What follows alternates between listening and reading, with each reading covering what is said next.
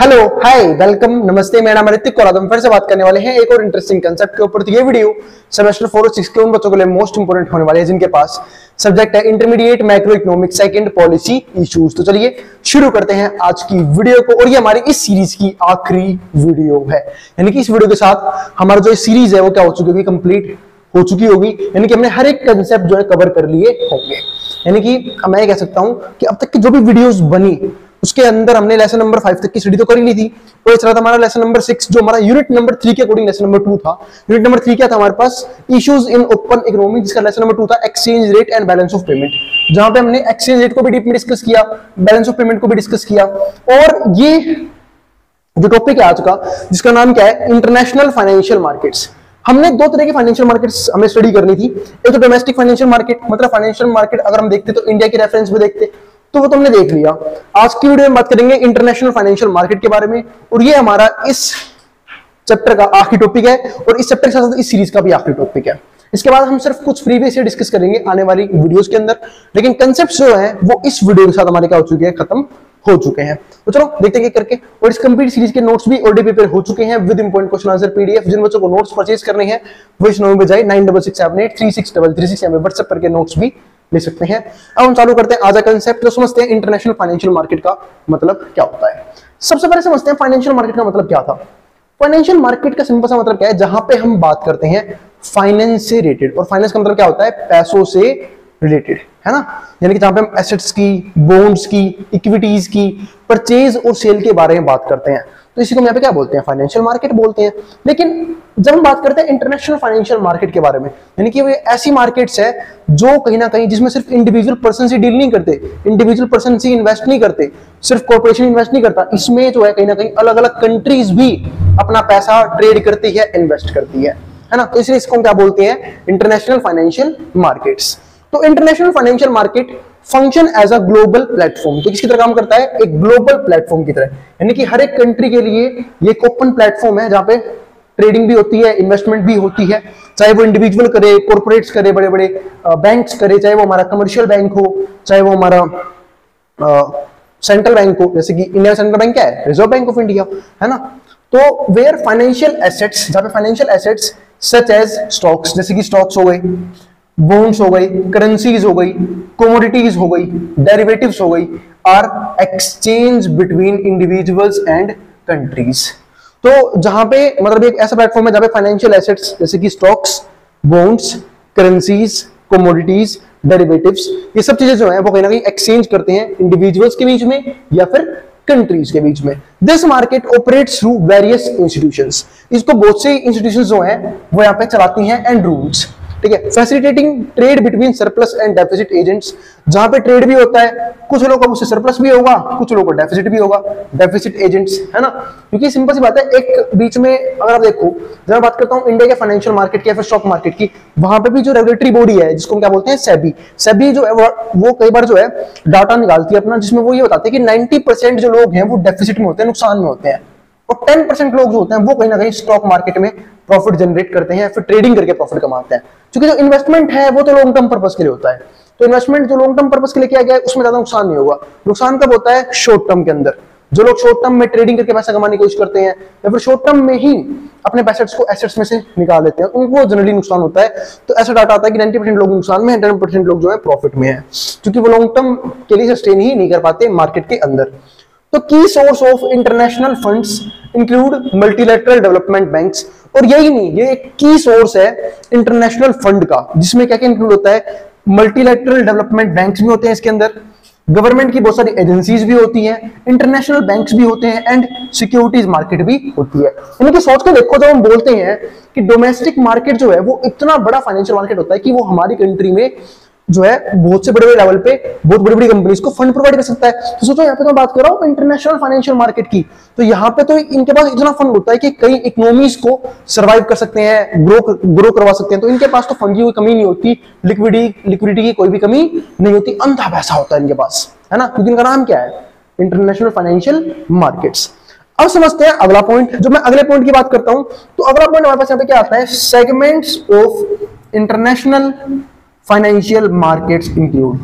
तो कौन कौन से सेगमेंट्स हैं जो इंटरनेशनल फाइनेंशियल मार्केट के अंदर इंक्लूड किए जाते हैं, जिसमें से पहला पॉइंट क्या आता है, इंटरनेशनल बॉन्ड मार्केट। तो समझते हैं इंटरनेशनल बॉन्ड मार्केट को। तो बॉन्ड तो सबको पता है कि बॉन्ड जो है वो कहीं ना कहीं हमारी जो डोमेस्टिक मार्केट है, डोमेस्टिक फाइनेंशियल मार्केट है, उसमें भी ट्रेड होता है।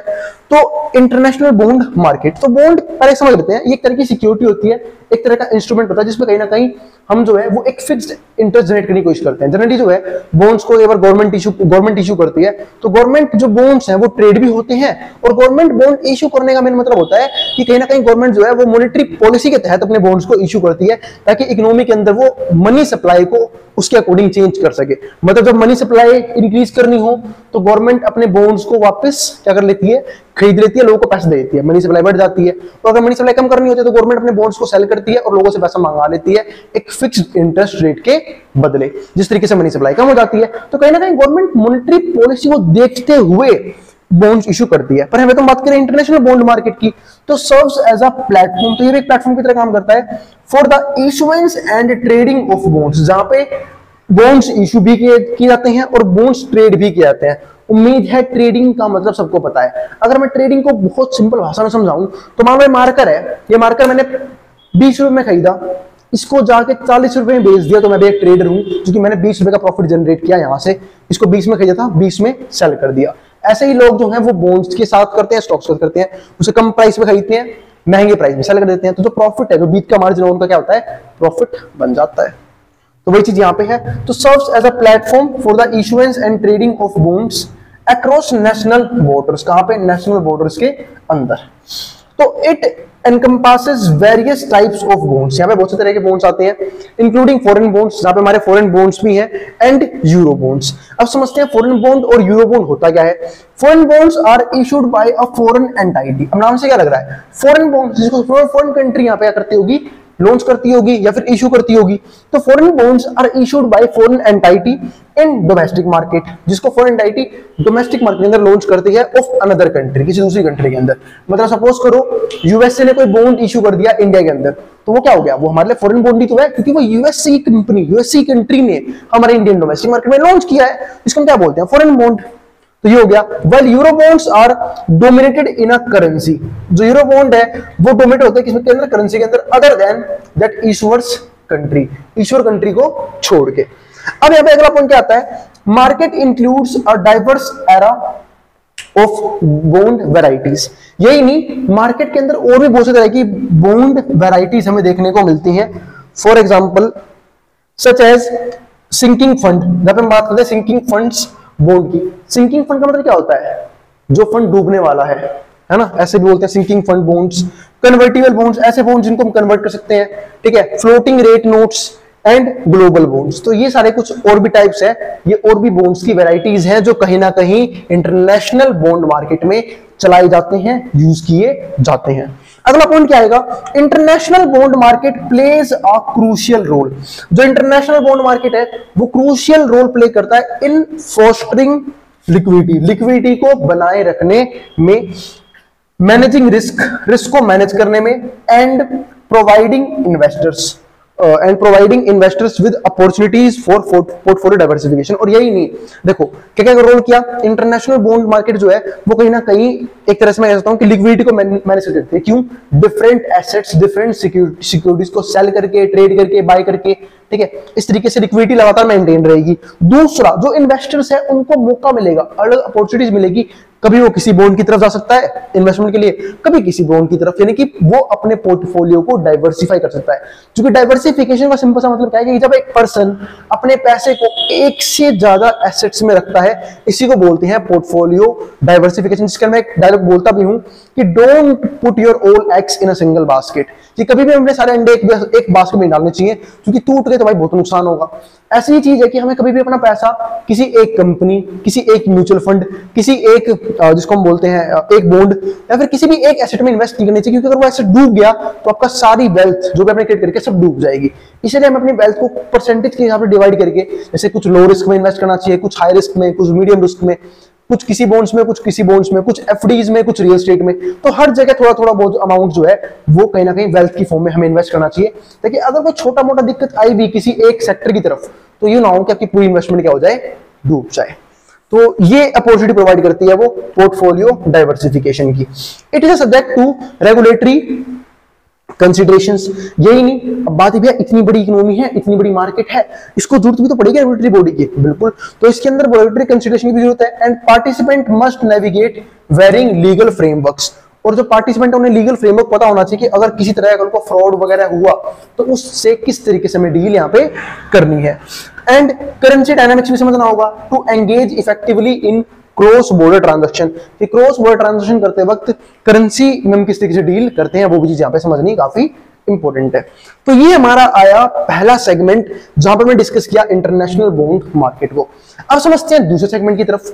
दूसरा जो सेगमेंट है वो है इंटरनेशनल इक्विटी मार्केट। अब इक्विटी मार्केट तो हमने अब तक बात की थी बॉन्ड की। इक्विटी का मतलब क्या होता है? इक्विटी का सिंपल होता है हिस्सा, शेयर अपना। इसमें क्या बोलते हैं कि रिलायंस की हमने कुछ शेयर्स खरीद लिए, इसका हमने रिलायंस की इक्विटीज खरीद ली, हम उस कंपनी के कुछ परसेंट के मालिक बन गए हैं। वो हो सकता है 0.00 कुछ परसेंट हो, बट मालिक बन चुके हैं, यानी कि हमने इक्विटीज खरीदी है, इक्विटी का हिस्सा बन गए हैं। इसलिए हमें प्रॉफिट के हिस्से की फॉर्म में डिविडेंड भी मिलता है और कैपिटल गेन भी मिलता है, जो शेयर का प्राइस ऊपर जाता है। उन लोगों को अच्छे से पता होगा जो लोग इन्वेस्टमेंट वगैरह करते हैं, जो नहीं करते हैं उनके थोड़ा सा परे की बात है। और वैसे तो आजकल इजी हो गया सब चीजें समझना कि इन्वेस्टमेंट किस तरीके से की जाती है, इक्विटीज क्या होती हैं, डिविडेंड क्या होता है।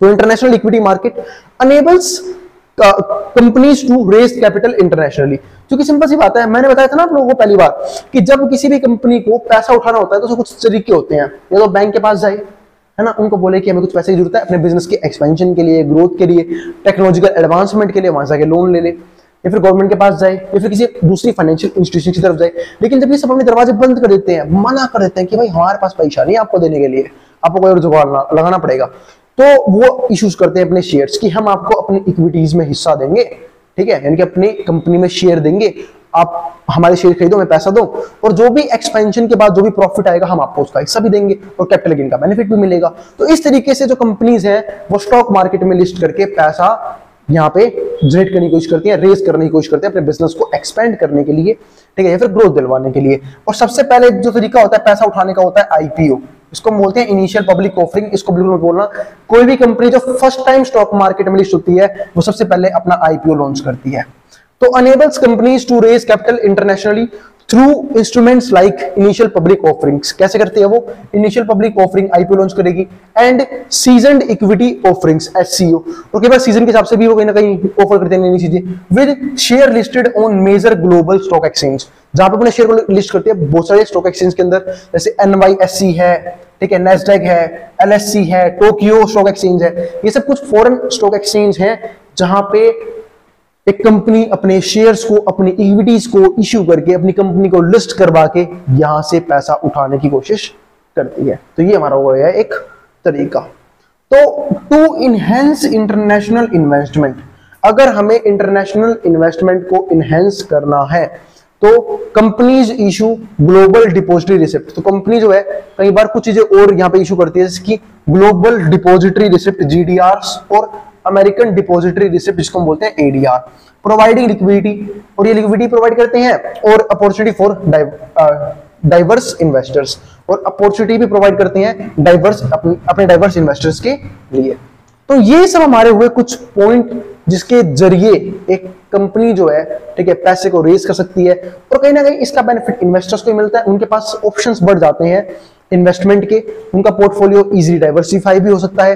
अगर उनका प्रॉपर नॉलेज है तो वो अच्छी कंपनी से पैसा लगा के अपने पैसे को ग्रो भी कर सकते हैं, और यही नहीं हाई रिटर्न्स भी जनरेट कर सकते हैं अपने रिस्क क्राइटेरिया के अकॉर्डिंग।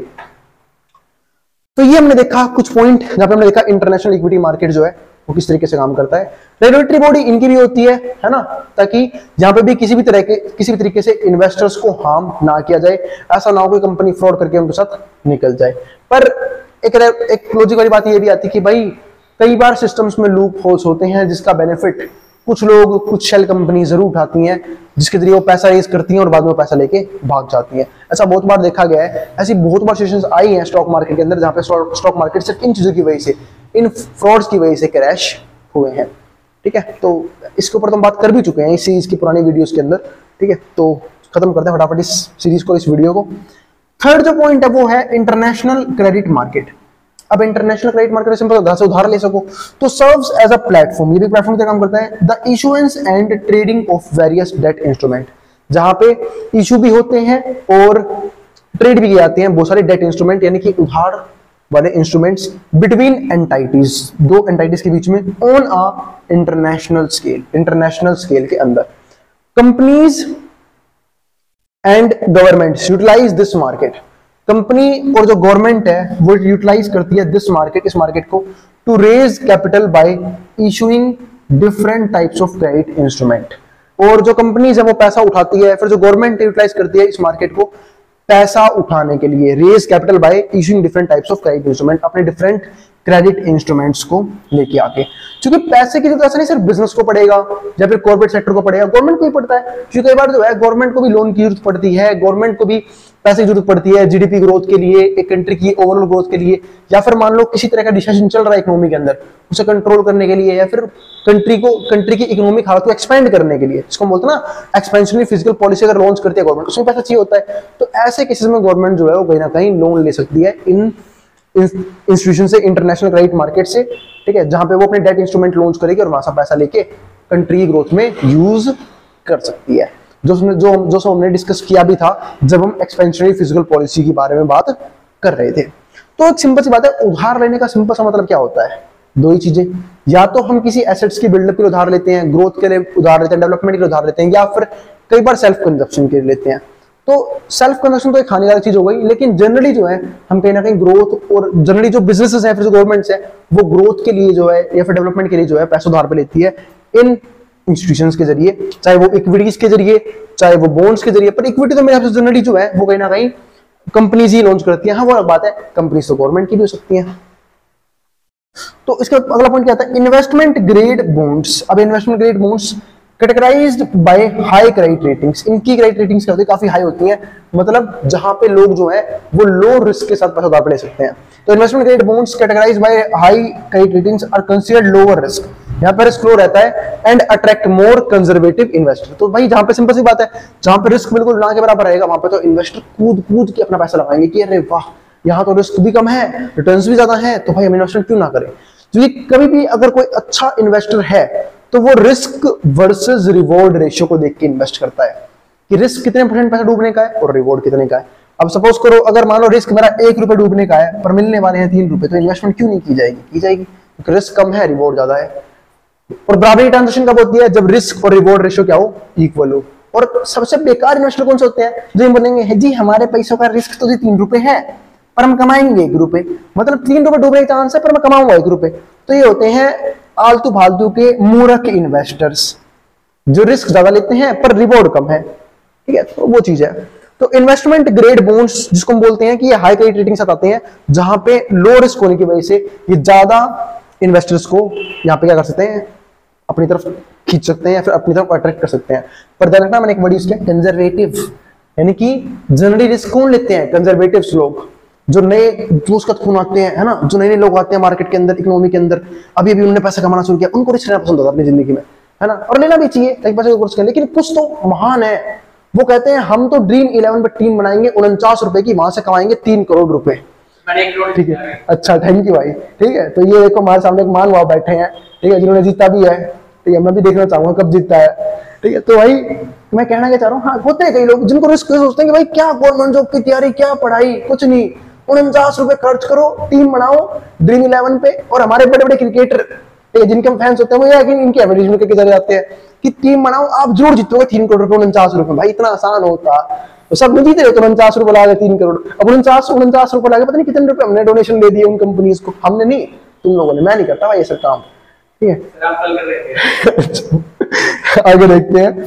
तो भाई अगला पॉइंट क्या आता है, एंड अट्रैक्ट मोर, ठीक है। तो ये सब तो हो गया इन कॉन्ट्रास्ट। लेकिन भाई ये तो मैंने बात करी उन कंपनीज की जो, या फिर उन बॉन्ड्स की जो कंजर्वेटिव है, और कहीं ना कहीं मैं कह सकता हूं या फिर जिनका जो है क्रेडिट स्कोर, क्रेडिट रेटिंग काफी अच्छी है। लेकिन कुछ उल्टे भी होते हैं इनके। In contrast market also features high yield और जंक बॉन्ड्स। कुछ जंक बॉन्ड्स क्या बोलते हैं, कचरा इन्वेस्टमेंट, ठीक है, कि सारा पैसा डूब जाएगा, ठीक है। तो विच कैरी हायर रिस्क, जिनमें रिस्क बहुत ज्यादा हाई होता है, ठीक है, और रिवॉर्ड बहुत कम होता है। पोटेंशियली ऑफर ग्रेटर रिटर्न्स, पर हाँ कई बार वो हाई रिटर्न्स भी देते हैं, लेकिन फिर भी रिस्क बहुत ज्यादा होने की वजह से यहाँ पे जो है ज्यादा इन्वेस्टर जो है अपना पैसा लगाना पसंद नहीं करते। अब दो तरह की चीजें हो रहे हैं। एक फोर्थ पॉइंट क्या है, इंटरनेशनल मनी मार्केट। अब मनी मार्केट सिंपल सी बात यहाँ पे क्या है, जहां पे लोग जो है वो मनी के पॉइंट ऑफ व्यू से डील करते हैं, यानी कि जहां पे हम बात करते हैं सिर्फ और सिर्फ लिक्विडिटी की। और लिक्विडिटी का मतलब मैंने आपको समझाया था कि लिक्विडिटी का सिंपल सा मतलब होता है कि वो एसेट जिसको मैं जितनी जल्दी हो सके कैश में कन्वर्ट करवा सकूं, उसको हम बोलते हैं हाईली लिक्विड एसेट्स। तो इंटरनेशनल मनी मार्केट में हम बात करते हैं लिक्विडिटी ऑफ एसेट्स की, कि कितनी जल्दी हम किसी एसेट को लिक्विडिटी में कन्वर्ट करवा सकते हैं, कैश में कन्वर्ट कर सकते हैं। जैसे कि कैश जो है हमारे पास वो हाई लिक्विड एसेट है, जो बैंक में रखा हुआ पैसा है वो भी हाई लिक्विड एसेट है, तो हम कैश में कन्वर्ट कर सकता हूं। लेकिन बहुत जगह पैसा हम ऐसी जगह रखते हैं जहां से निकालने में टाइम लग जाता है, सेल करने में टाइम लग जाता है। फॉर एग्जांपल इक्विटी से पैसा भी इमीडिएटली नहीं निकाल सकते, और खासकर आप लॉस में तो आप निकालने का मन ही नहीं करेगा, क्यों? क्योंकि आपका पैसा जो है वो नुकसान में निकलेगा। ठीक है, तो वो चीज है। तो इंटरनेशनल मनी मार्केट इसी कारण में डील करता है। और जो फॉरेन एक्सचेंज मार्केट है ये तो डील करता है भाई अलग अलग करेंसीज के बीच में किस तरह के रेट चल रहे हैं, यानी कि ये दोनों चीजें हैं वो कहीं ना कहीं बहुत बड़े लेवल पे ग्लोबली लिक्विडिटी प्रोवाइड करते हैं, यानी कि जहां पे लिक्विडिटी की कोई कमी नहीं है, आप जितना मर्जी अंधा पैसा उधार ले सकते हो। इससे देखा होगा ना आपने, जब बड़े बड़े क्या बोलते हैं बड़ी बड़ी कंट्रीज के अंदर इकोनॉमिक डिप्रेशन आता है तो हो जाता है फॉरेन इन्वेस्टर्स के पास या फिर ऐसे फॉरेन एक्सचेंज मार्केट के पास, और वहां से पैसा उधार पर लेके आते हैं। अभी देखो पाकिस्तान में तो हमारा वॉर हुआ, अच्छा उसे वॉर नहीं बोलते, उसे बोलते हैं बच्चों को थप्पड़े मारना, है ना, क्योंकि पाकिस्तान अरे कहाँ है भाई, कहाँ बराबरी कर रहे हैं इंडिया और पाकिस्तान की।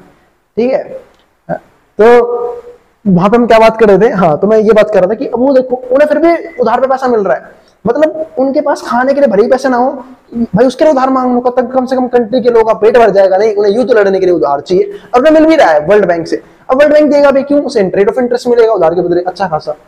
ठीक है, तो उन्हें ये नहीं पता भाई वो डूबते हुए नाव में पैसा लगा रहे हैं, अगर एक बार पाकिस्तान डूब गया फिर उधार भी नहीं मिलेगा, ब्याज भी नहीं मिलेगा। तो ऐसा होता है। तो ये दोनों जगह ऐसी है जहां पर लिक्विडिटी कोई कमी नहीं है और कोई भी कंट्री इजीली यहां से पैसा ले सकती है। तो आज की वीडियो में इतना ही। उम्मीद है आपको हर एक कंसेप्ट हर एक टॉपिक डीप में समझ में आ गया होगा।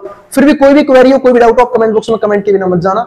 ठीक है, मैं उस क्वेरी को सॉल्व करने की पूरी कोशिश करूंगा। अब हम मिलेंगे अगली वीडियो में जब हम बात करेंगे इसके नेक्स्ट कंसेप्ट की, सॉरी अब हम मिलेंगे अगली सीरीज के अंदर। सीरीज हमारी खत्म हो चुकी है, चैप्टर हमारे सारे खत्म हो गए हैं। अब हम मिलेंगे अगली वीडियो में, वो भी एक नई सीरीज के साथ, एक नई वीडियो के साथ। ठीक है, और अगर मैं अगली वीडियोस इसे बनाऊंगा वो तो बनाऊंगा जहां पे मैं डिस्कस करूंगा सिर्फ इसके प्रीवियस ईयर क्वेश्चन पेपर को, कि प्रीवियस ईयर में कैसे कैसे क्वेश्चंस आए हैं और कौन कौन से इंपॉर्टेंट क्वेश्चन है जो इस सीरीज के अंदर पूछे जा सकते हैं। तो चलो भाई मिलते हैं अगली वीडियो में। और भाई वीडियो को पसंद आई तो वीडियो को लाइक के बिना मत जाना, और उन बच्चों में शेयर भी कर देना ज्यादा से ज्यादा जिन बच्चों का एग्जाम होने वाला हो सेम सब्जेक्ट का। ठीक है, और नोट्स के लिए इस नंबर व्हाट्सएप के नोट्स मिल सकते हैं। अब जिसको जो उतारना उतार सकता है, मैं बोर्ड के सामने से।